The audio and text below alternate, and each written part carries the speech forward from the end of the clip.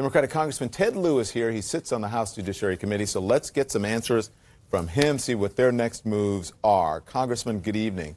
So what do you think? Good evening, Don. Is there any hope that your committee and DOJ officials can reach a deal on getting the full unredacted Mueller report tomorrow? Thanks for your question. Let me first say the Trump administration is hiding information from the American people and stonewalling Congress at every turn. And if they're going to bring a flamethrower to this knife fight, then my view is we have to do the same. We have to fight fire with fire and have all our options on the table. One of them is contempt. I hope we don't have to use it this Wednesday, but we will if we must. And if Attorney General Bill Barr doesn't provide the unredacted Mueller report, we're going to hold him in contempt this Wednesday. Okay, so let's talk about that, because you said on Wednesday you're gonna hold the Attorney General in contempt of Congress.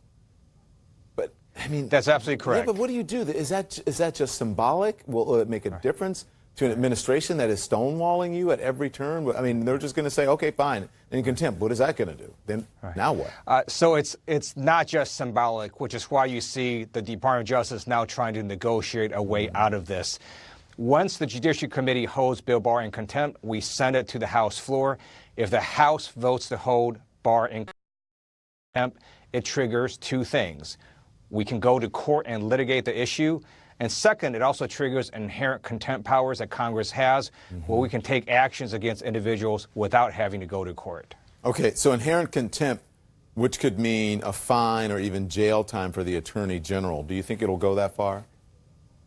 So you're absolutely right. In the past, Congress has imprisoned people for violating congressional subpoenas. I don't think we're going to go that far, but certainly the matter of levying fines on people who disobey and disregard lawful subpoenas, that would be a possibility. It should not be our first option, but we need to absolutely consider doing that if the Trump administration simply keeps ignoring Congress's subpoenas at every turn. So he doesn't want, the president says he doesn't want Mueller to testify. But now an official is saying it was just an opinion, telling CNN it was just an opinion. Is the committee on track to bring in the special counsel on May 15th? So we are actively negotiating with special counsel Mueller's folks directly. You see the Department of Justice and Trump's advisors backtracking on what Donald Trump actually said, because they know there is actually no legal reason to keep Robert Mueller from testifying before Congress. Prior special prosecutors like Leon Jaworski during Watergate and Ken Starr during the Clinton administration both testified in front of Congress. So should Special Counsel Robert Mueller as well. So can you just clarify this for us? Mueller is still a DOJ employee, right? That is my understanding. I'm not exactly sure. So then what will your committee do then, if so? And I was asking rhetorical. All right. So then what will your committee do if the Attorney General blocks him from testifying? Because he's still an employee of the DOJ, which means that Barr is his boss. That is correct. We could still issue a subpoena for any witness to come before Congress to testify, whether or not they are an employee of the Department of Justice or any other federal agency. We hope we don't have to do that. That not just Democrats, but also Republicans want to hear Robert Mueller testify.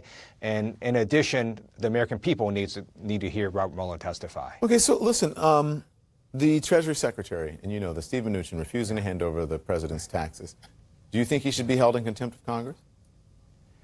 So right now, Stephen Mnuchin is violating the law. There is a statute on the books that very clearly says that the tax returns of the president shall be provided to the House Ways and Means chairman if he so requests, and our chairman has made that request. So there's really no way around this. This is black letter law. It's plain as day, and I don't see how Steve Mnuchin can come up with this decision to simply violate the law. So Congress is going to litigate this, and we will win that court case. Congressman Ted Lieu, I always